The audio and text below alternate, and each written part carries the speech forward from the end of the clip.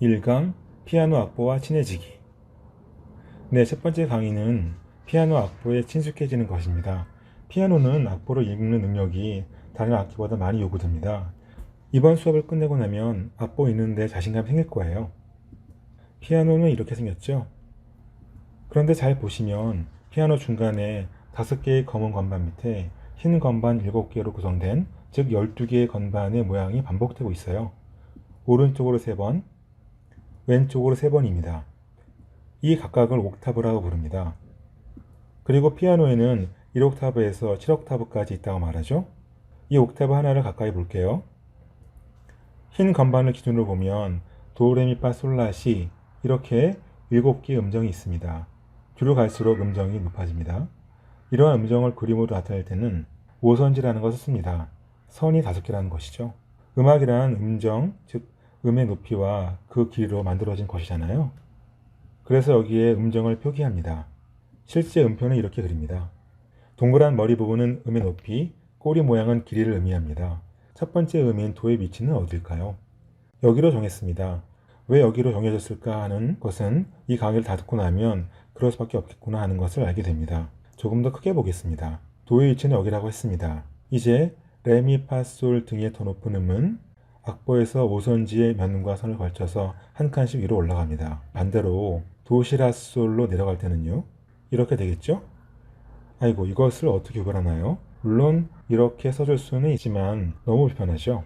그래서 아래쪽에 오선지를 씁니다. 맞아요. 오선지는 음의 높이를 표기하려는 것이니 도음을 기준으로 위와 아래에 다 씁니다. 그리고 이런 문양으로 이 오선지가 위쪽인지 아래쪽인지 구별하지요. 다만 이 둘이 너무 촘촘하게 붙은 것 같아서 이런 식으로 벌려놓지만 저 음정은 같은 음이랍니다. 위 오선지를 높은 음자리, 아래 오선지를 낮은 음자리라고 부릅니다. 그리고 음정의 위치는 이렇게 올라가고 또 이렇게 떨어져요. 그래서 도레미파솔라시도를 순서대로 표기하면 이 그림과 같습니다. 이 그림이 이번 강의의 핵심입니다. 아주 중요해요. 영어를 배우려면 알파벳을 알아야 하고 산수를 하려면 구구단을 암기해야 하잖아요. 피아노를 치려면 음정 위치를 반드시 기억해야 합니다. 제가 약간의 팁을 드릴게요. 일단 도와 솔 2개의 위치만 확실하게 기억해 두세요. 높은 음자리에서 기준이 되는 도, 그리고 밑에서 두 번째 줄에 걸려 있는 게 솔입니다. 위에서 두 번째 면에 있는 게 도예요. 낮은 음자리에서는 밑에서 두 번째 면에 있는 것이 도이고 맨 위의 면에 있는 것이 솔입니다. 오늘 틈나는 대로 이 위치를 기억해 보세요.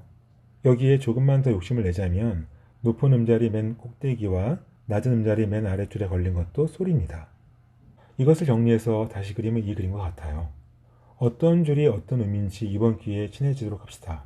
첫 번째 도의 위치는 대부분 아실 테니 나머지 6개만 암기하면 됩니다. 피아노 건반과 같이 볼게요. 도, 솔. 더 높은 옥타브 도, 솔. 더 낮은 옥타브 솔, 도, 솔. 오늘 이 그림에 대해 친숙해져 보도록 합시다. 여기에 친숙해지면 이런 악보를 읽을 수 있어요. 악보를 읽을 수 있으면 여러분들 주변에 자랑해도 됩니다. 자, 오늘 배운 내용을 요약 정리해 보겠습니다. 피아노 건반의 음정은 2개의 오선지로 표기하는데 도의 위치는 여기입니다. 오른쪽으로 올라가고 왼쪽으로 내려갑니다. 이를 두고 높은 음자리와 낮은 음자리라고 말하죠. 우리가 일반적으로 접하는 악보입니다. 악보에 친숙해지는데 시간이 조금 걸릴 수 있는데요. 일단 도의 솔의 위치를 오늘 꼭 암기하면 좋겠습니다. 다시 한번 강조합니다만 피아노를 배울 때 악보를 빨리 읽을 수 있는 능력은 매우 큰 도움이 됩니다. 이제 염수 문제를 풀어볼까요? 위아래에 오선지에 2마디가 있습니다. 기준이 되는 음정의 위치를 기억하세요. 도, 솔, 도, 솔, 도, 솔. 여기는 솔이라고 했죠? 이 위치는 저 위에 있는 도와 같은 음입니다. 자, 그러면 예제를 보겠습니다. 첫 음이 솔에 걸려 있네요. 그렇다면 솔, 솔. 다음에 두 음이 낮죠? 그렇다면 미, 파, 솔. 솔보다 하나 위이니까 라, 라, 솔. 첫 음이 도, 둘째 음이 솔입니다. 도, 솔, 미, 솔. 여기는 도라파라죠. 잘 따라해 주셨습니다. 조금 더 긴 악보를 볼게요. 이번에는 네 마디입니다. 도, 미, 솔, 시, 도, 레, 도. 약간 어렵네요. 첫 번째 음은 라입니다. 세 번째 음은 라부터 올라가니까 라, 시, 도, 도 음이 됩니다. 솔, 파, 미, 이렇게 되죠. 낮은 음자리 해볼게요.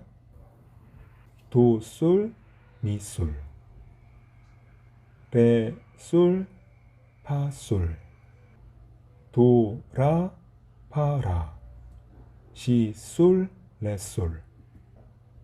조금 힘들 수 있습니다만 그건 악보가 어렵다기보다 뭔가 새로운 것을 익히느라 그런 것 뿐입니다. 오늘 이 수업을 여러 번 따라해 주시고 앞으로 악보 읽는 것에 점점 자신감이 생기는 여러분들 되시길 바랄게요. 이제 제대로 된 악보를 보여드리겠습니다. 오늘 배운 것을 잘 연습하시면 이런 악보도 결국 읽을 수 있어요. 기초반을 끝내고 나면 이 악보를 여러분들이 실제 피아노로 연주하게 됩니다. 오늘 부록 한 가지입니다. 그런데 악보 표기에서 왜 하필 오선지인지 그 유래를 간략히 살펴보겠습니다. 아주 먼 옛날 음악이란 건 지금과 많이 달랐습니다. 주로 가사 중심으로 그것도 구전으로 전달되었죠. 우리가 교가를 배울 때도 악보가 별로 필요 없었잖아요. 그래서 옛날 서양에서는 선이 하나였다고 합니다. 그렇다면 아마 이런 식의 표기가 아니었을까 싶어요. 그래도 이것으로 충분했나 봅니다. 그러다가 조금 더 체계적인 음악이 필요했는데 이것은 아무래도 당시 교회나 왕권 강화 측면이 컸다고 합니다. 체계적으로 음악을 표기하려는데 선 하나는 부족해서 1000년쯤 전에는 4개를 썼고 당시 도의 위치는 여기였다고 합니다. 이 사진을 보시면 도, 레, 미, 파, 솔, 라의 6개만 표현되어 있죠. 당시에는 시음을 안 썼나 보네요. 사실 우리나라 아리랑도 5개 음만으로 연주되고 있죠.